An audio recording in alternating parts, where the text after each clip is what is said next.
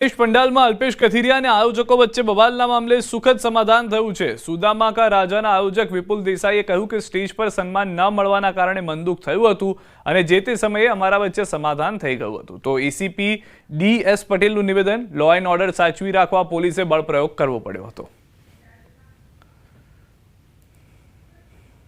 થોડું મનદુખ હતું ગણપતિ માન સન્માન બાબતનું, જે અંતર્ગત મનદુખ હતું સમાધાન થઈ ચૂક્યું છે અને પોલીસ દ્વારા કોઈ પોલીસનું કોઈ ટાર્ગેટ, કોઈ પાટીદારને ટાર્ગેટ કરવામાં એવું કશું કંઈ નથી। પોલીસની કામગીરી ઘર્ષણ થયું એ સમય દરમિયાન દૂર ઊભેલી પોલીસ આવેલી ત્યાં ઘટના સ્થળે અને છૂટા પાડવા માટે પ્રયત્ન કરેલો છે। ત્યાં છૂટા હાથની મારામારી થઈ હતી, એટલે પોલીસ ત્યાં બંદોબસ્તમાં હતી, એ વચ્ચે પડી અને દરમિયાનગીરી કરી તમામ લોકોને પોલીસ સ્ટેશન લાવી અને ફરિયાદ નોંધવાની કાર્યવાહી કરેલી।